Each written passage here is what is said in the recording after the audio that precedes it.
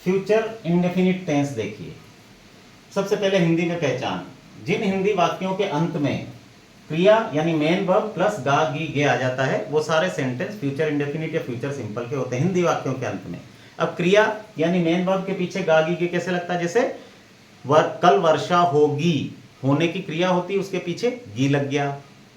Sonu cricket खेलेगा, खेलने की क्रिया होती है यानी खेलने का कार्य होता है, मेन वर्ब होती है, उसके पीछे गा लग गया, खेलेगा। ठीक है। मेरी मम्मी खाना पकाएगी, पकाने की क्रिया होती है, मेन वर्ब होती है यानी कार्य होता है, उसके पीछे गी लग गया, पकाएगी, है ना। मैं कल एक मूवी देखूंगा, देखने की क्रिया होती है, देखने का कार्य होता है वॉच, उसके पीछे गा लग गया, देखूंगा।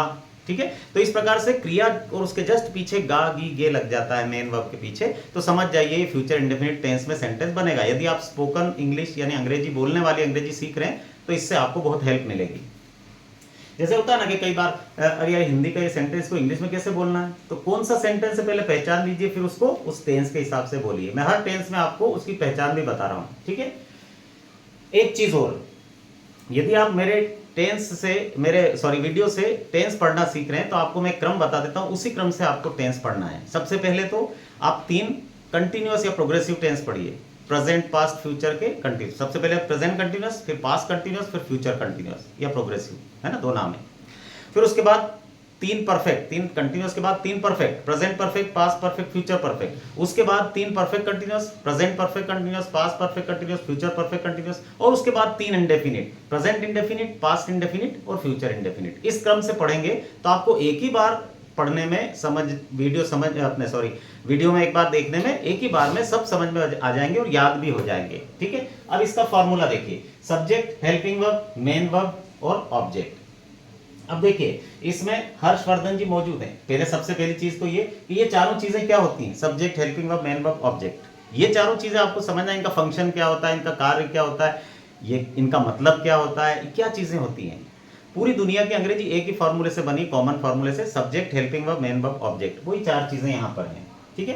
तो इनका मतलब क्या होता है, ये क्या काम करती है, इनका फंक्शन क्या होता है, ये अगर आपको समझना है तो आप मेरे टेंस कॉमन फार्मूला वाले वीडियो में जाकर जरूर देखिए, क्योंकि उसमें मैंने इसको व्यवस्थित डिटेल में समझाया है। यहां पर सिर्फ अपन इस टेंस के फॉर्मूले, इस टेंस के सेंटेंस ही सीख रहे हैं इस फार्मूले से बनाना।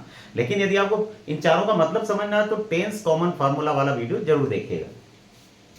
अब इसमें चूंकि हर्षवर्धन जी पहले से मौजूद हैं, इसलिए मेन वर्ब को यानी मोहन वर्मा जी को पहचान कराने की आवश्यकता नहीं, इसलिए वो पहले से ही फर्स्ट फॉर्म में है। देखिए ठीक है। अब ये हर्षवर्धन जी, मोहन वर्मा जी क्या होते हैं, तो ये जब आप टेंस कॉमन फार्मूला वाले वीडियो में जाकर देखेंगे तो आपको अच्छे से समझ में आ जाएगा। ठीक है। अब इसमें 2 हेल्पिंग वर्ब होती है, शैल और विल। तो शैल सिर्फ 2 सब्जेक्ट के साथ लगती है, आई और वी, और इसके अलावा बाकी जितने भी सब्जेक्ट हैं उन सब के साथ विल लगती है। ठीक है। देखिए अब इससे सेंटेंस कैसे बनते हैं, they will watch a movie. They हो गया सब्जेक्ट, फिर हेल्पिंग वर्ब लगा दीजिए, दे के अनुसार हेल्पिंग वर्ब विल लगना चाहिए। फिर उसके बाद मेन वर्ब वॉच, देखने की क्रिया, ये फर्स्ट फॉर्म में है, और ए मूवी ऑब्जेक्ट हो गया। दूसरा देखिए, आई शेल प्ले पियानो। अब ये आई हो गया सब्जेक्ट, आई के साथ अब लगना चाहिए शेल, तो शेल लगी है, हेल्पिंग वर्ब शेल लगी है, आई हो गया सब्जेक्ट, फिर शेल लग गई, फिर मेन वर्ब फर्स्ट फॉर्म में, कार्य क्या हो रहा है, काम क्या हो रहा है, मेन वर्ब क्या हो रही, प्ले, बजाने का काम, ये फर्स्ट फॉर्म में है मेन वर्ब, और पियानो हो गया आपका ऑब्जेक्ट। अब प्ले शब्द के 2 अर्थ होते हैं। ठीक है। ये सब 3 होते हैं। प्ले का अर्थ एक तो होता है खेलना, दूसरा होता है किसी भी वाद्य यंत्र को बजाना, यानी किसी म्यूजिकल इंस्ट्रूमेंट को प्ले करना, उसको भी प्ले करना बोलते हैं, यानी बजाना। तो प्ले मतलब खेलना, प्ले मतलब बजाना, और प्ले मतलब नाटक भी होता है, ड्रामा, उसको भी प्ले कहा जाता है। ठीक है। तो यहां पर प्ले पियानो मतलब पियानो बजाना। ठीक है। और सेंटेंस देखिए तीसरा, he will draw a picture tomorrow. ठीक है। ही हो गया सब्जेक्ट, ही के साथ हेल्पिंग वर्ब विल लगती है, तो विल लग गई। इसके बाद मेन वर्ब फर्स्ट फॉर्म में आती है ड्रॉ, मेन वर्ब यानी काम क्या हो रहा है, ड्रॉ करने का काम हो रहा है, और ए पिक्चर हो गया ऑब्जेक्ट, और ये टुमारो समय है लेकिन इसको आप ऑब्जेक्ट के रूप में मान सकते हैं। चौथा देखिए, वी शैल विजिट दिल्ली, हम दिल्ली घूमने जाएंगे।